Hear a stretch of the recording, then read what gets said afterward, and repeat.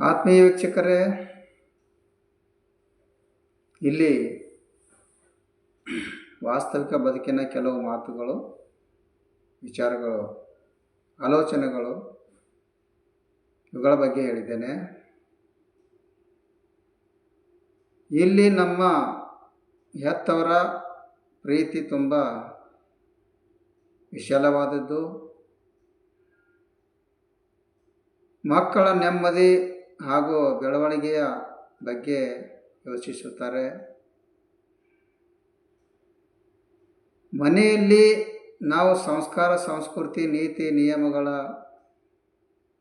ರೀತಿ ನೀತಿ ಬದುಕುವ ಕಲೆ ಇವೆಲ್ಲವೂ ನಮ್ಮ ತಂದೆ ತಾಯಿಯವರಿಂದ ಕಲಿಯುತ್ತೇವೆ. ಅದಕ್ಕೆ ಹೇಳುತ್ತಾರೆ, ಹೆತ್ತವರ ಬಿಟ್ಟು ಮತ್ತೆ ಯಾರ ಋಣದಲ್ಲಿ ಇರಬಾರದು. ಯಾಕೆಂದರೆ ನಮ್ಮ ಒಳಿತನ್ನು ಬಯಸುವರು ನಮ್ಮ ಹೆತ್ತವರೇ ಮಾತ್ರ.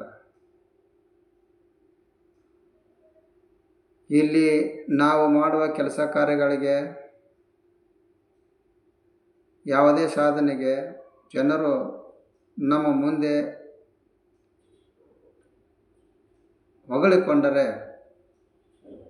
ಅದು ಹೊಗಳಿಕೆ ಅಲ್ಲ. ನಮ್ಮ ಬೆನ್ನ ಹಿಂದೆ ಹೊಗಳಬೇಕು, ಅದು ನಿಜವಾದ ಸಾಧನೆ. ಜೀವನ ಎಂದರೆ ನಮ್ಮ ಮುಖದ ಮುಂದೆ ನಿಜವಾಗಿ ವರ್ತಿಸುವ ಜನರ ಬಗ್ಗೆ ಅಲ್ಲ, ಅದು ನಮ್ಮ ಬೆನ್ನ ಹಿಂದೆ ಸತ್ಯವಾಗಿ ಉಳಿಯುವ ಜನರ ಬಗೆಗಿನ ವಿಷಯ. ಇಲ್ಲಿ ನಮ್ಮ ಜೀವನದಲ್ಲಿ ನಮಗೆ ಬದುಕು ನಡೆಸೋಕ್ಕೆ ಒಳ್ಳೆ ದೊಡ್ಡ ಬಂಗಲೆಯ ಅವಶ್ಯಕತೆ ಇಲ್ಲ.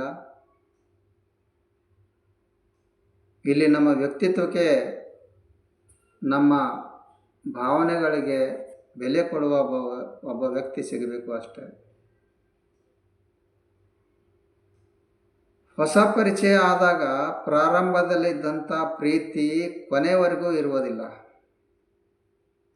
ಏಕೆಂದರೆ ಮೊದಲು ಇಷ್ಟ ಆಗುತ್ತೇವೆ, ನಂತರದ ದಿನಗಳಲ್ಲಿ ಕಷ್ಟ ಆಗುತ್ತೇವೆ. ನಮ್ಮ ಬದುಕಿನ ದಿನಗಳಲ್ಲಿ ಮಕ್ಕಳಿಗೆ ಒಳ್ಳೆಯ ಸಂಸ್ಕಾರ ಕಲಿಸಿ, ಬದುಕುವ ಕಲೆಯ ಬಗ್ಗೆ ತಿಳಿಸಿ, ರೀತಿ ನೀತಿ ಸಂಸ್ಕೃತಿ ಸಂಸ್ಕಾರ ನೀತಿ ನಿಯಮ ದಾನ ಧರ್ಮ ಪರೋಪಕಾರ ಗುರು ಹಿರಿಯರಿಗೆ ಗೌರವ ಇವೆಲ್ಲವೂ ಮಕ್ಕಳಿಗೆ ಹೇಳಿಕೊಟ್ರೆ ಮುಂದೆ ಅವರು ಸರಿಯಾದ ಮಾರ್ಗದಲ್ಲಿ ಸಾಗುತ್ತಾರೆ. ಮನೆಯ ವಾತಾವರಣ ಹೇಗಿರುತ್ತೋ ಮಕ್ಕಳು ಹಾಗೆ ಬೆಳೆಯುತ್ತಾರೆ. ಒಳ್ಳೆ ಸಂಸ್ಕೃತಿಯಿಂದ, ಒಳ್ಳೆ ಸಂಸ್ಕಾರದಿಂದ ಮನೆಯ ವಾತಾವರಣ ಇದ್ದರೆ ಮಕ್ಕಳು ಸಹ ಅದೇ ಸಂಸ್ಕಾರದಲ್ಲಿ ಬೆಳೆದು ದೊಡ್ಡವರಾಗುತ್ತಾರೆ. ಈ ಸಮಾಜದಲ್ಲಿ ಕೆಲವು ಜನರ ಭಾವನೆಗಳು, ವಿಚಾರಗಳು ಹೇಗಿರ್ತವೆ ಅಂದರೆ, ಕೋಪ ಆವೇಶಗೊಂಡವರಿಗೆ ಯಾವುದೇ ಮೋಸ ಮಾಡಲು ಬರುವುದಿಲ್ಲ, ಆದರೆ ಮೋಸ ಮಾಡುವವರಿಗೆ ಯಾವುದೇ ಕೋಪ ಆವೇಶ ಇರುವುದಿಲ್ಲ. ಇಲ್ಲಿ ನಾವಿರುವ ಈ ಸಮಾಜದಲ್ಲಿ, ನಮ್ಮ ಜೀವನದಲ್ಲಿ ಯಾರ ಮೇಲೆ ವಿಶ್ವಾಸ ಮಾಡಬಾರದು. ಏಕೆಂದರೆ ಸುಳ್ಳು ಹೇಳಿ ಮೋಸ ಮಾಡುವವರೇ ಜಾಸ್ತಿ ಜನ ತುಂಬಿದೆ ಈ ಸಮಾಜದಲ್ಲಿ.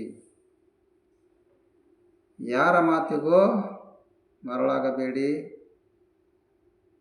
ಇದು ಬಣ್ಣ ಬಣ್ಣಗಳಿಂದ ಕೂಡಿದ ಪ್ರಪಂಚ. ಎಲ್ಲರೂ ನಮ್ಮವರಂತೆ ಕಂಡರೂ ಅವರು ಯಾರೂ ನಮ್ಮವರಿಲ್ಲ. ಅವರ ಅವಶ್ಯಕತೆ ಮುಗಿದ ಮೇಲೆ ನೀನು ಯಾರು ಎನ್ನುವಂತೆ ವರ್ತಿಸುತ್ತಾರೆ ಈ ಜನ. ಮರೆತು ಬಿಡುತ್ತಾರೆ ಮನ, ಹೇಗಿದ್ದೆ ಈ ಜನ, ಲೂಟಿ ಮಾಡುತ್ತಾರೆ ಧನ. ಜೀವನದ ಪಾಠ, ನಿನ್ನ ಬದುಕಿನಲ್ಲಿ ಒಳ್ಳೆಯ ಸ್ನೇಹಿತರನ್ನು ಯಾವತ್ತೂ ಬಿಟ್ಟುಕೊಡಬೇಡ. ನಿನ್ನ ಜೊತೆ ನಿಲ್ಲುವವರನ್ನು ಯಾವತ್ತೂ ಮರೆಯಬೇಡ. ಬೇರೊಬ್ಬರ ಬದುಕನ್ನು ತುಳಿಯಬೇಡ. ನಿನ್ನ ವ್ಯಕ್ತಿತ್ವವನ್ನು ಯಾವತ್ತೂ ಕಳೆದುಕೊಳ್ಳಬೇಡ.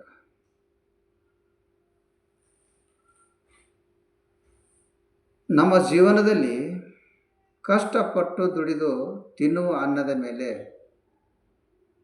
ಅಹಂಕಾರ ಇರಬಾರದು. ಏಕೆಂದರೆ ಅಹಂಕಾರ ತೋರಿಸೋಕ್ಕೆ ಶಕ್ತಿ ಕೊಟ್ಟಿದ್ದು ಇದೇ ಅನ್ನನೇ. ಅದರ ಮೇಲೆ ಅಹಂಕಾರ ಪಟ್ಟರೆ ಅನ್ನಕ್ಕೂ ನಿಮಗೂ 3 ಹರದಾರಿ ದೂರ ಮಾಡಿಬಿಡುತ್ತದೆ. ಇಲ್ಲಿ ಕಲ್ಲಿಗೂ ಒಂದು ಕಠೋರತೆ ಇದೆ, ಅದು ಕರಗೋದಿಲ್ಲ. ಆದರೆ ಅದರಲ್ಲಿಯೂ ಒಂದು ನಿರ್ಧಾರ ಇದೆ. ಮನುಷ್ಯನ ರೀತಿ ಬದಲಾಗೋದಿಲ್ಲ. ಇಲ್ಲಿ ಕನಸಿಗೂ ಮತ್ತು ನನಸಿಗೂ ಒಂದೇ ವ್ಯತ್ಯಾಸ. ಅಂದರೆ ಕನಸು ಕಾಣಲು ಶ್ರಮವಿಲ್ಲದ ನಿದ್ರೆ ಬೇಕು ಮತ್ತು ಮನಸ್ಸು ಮಾಡಲು ನಿದ್ರೆ ಇಲ್ಲದ ಶ್ರಮ ಬೇಕು ಅಷ್ಟೇ.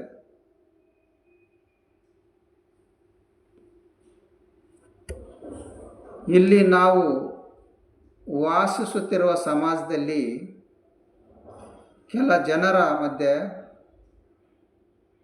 ಮಾತಿನಲ್ಲಿ ಕೆಲವೊಮ್ಮೆ ಸಂಬಂಧಗಳು ಕಳೆದುಕೊಳ್ಳಬಹುದು.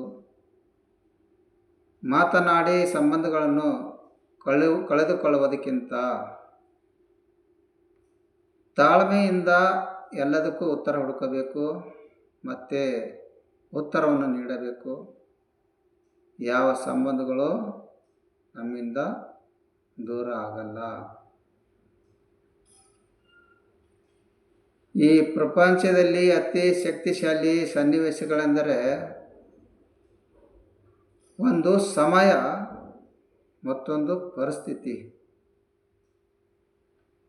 ಇವುಗಳು ಎಂಥ ಶ್ರೀಮಂತ ವ್ಯಕ್ತಿಗೆ ಬಡವನಾಗಿ ಮತ್ತು ಬಡವನನ್ನು ಶ್ರೀಮಂತನಾಗಿ ಮಾಡಿಬಿಡುತ್ತವೆ. ಹೀಗಿದೆ ಸಮಯ. ಪರಿಸ್ಥಿತಿಯ ಮಹತ್ವ ಕಾಲಕ್ಕೆ ತಕ್ಕಂತೆ ಕುಣಿಯಬೇಕು ಮತ್ತು ಕಾಲಕ್ಕೆ ತಕ್ಕಂತೆ ನಡೆಯಬೇಕು. ನಮ್ಮ ಬದುಕಿನ ದಿನಗಳಲ್ಲಿ ಇಲ್ಲಿ ನಾವು ಯಾವ ರೀತಿ ಮಾತನಾಡಬೇಕು ಎಂದು ಕಲಿಸುವ ಕ್ಲಾಸುಗಳು ಇರುವುದಿಲ್ಲ. ಆದರೆ ನಾವು ಮಾತಾಡುವುದನ್ನು ನೋಡಿದ ಜನ ನಮ್ಮ ಕ್ಲಾಸ್ ಯಾವುದು ಎಂಬುದನ್ನು ನಿರ್ಧರಿಸುತ್ತಾರೆ. ನಮ್ಮ ಮಾತುಗಳು ನಮ್ಮ ವ್ಯಕ್ತಿತ್ವ ಮತ್ತು ಸಂಸ್ಕಾರವನ್ನು ಹೇಳುತ್ತವೆ. ಯಾವುದೇ ಕಾರಣಕ್ಕೂ ಮಾತಿನಿಂದ ನಮ್ಮನ್ನು ಕುಗ್ಗಿಸಿಕೊಳ್ಳಬಾರದು. ಮಾತೇ ಮಾಣಿಕ್ಯವಾಗಿರಬೇಕು.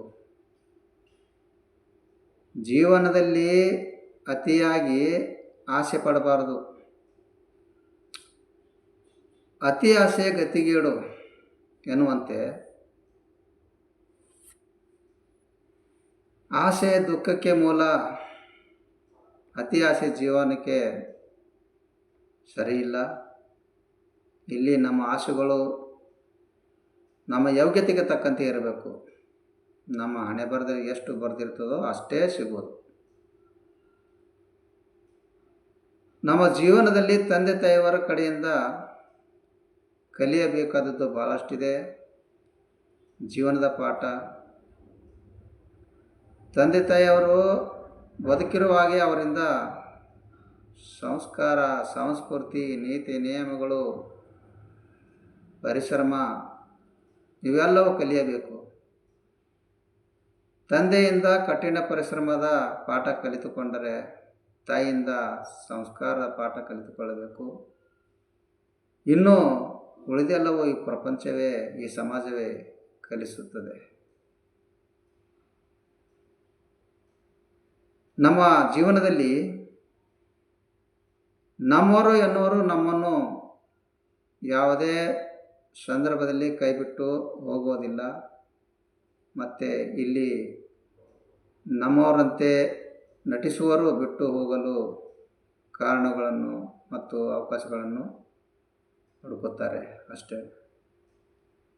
ಧನ್ಯವಾದಗಳು. ಈ ನನ್ನ ವಿಡಿಯೋ ಇಷ್ಟ ಆದರೆ ಲೈಕ್ ಮಾಡಿ, ಶೇರ್ ಮಾಡಿ, ಸಬ್ಸ್ಕ್ರೈಬ್ ಮಾಡಿ.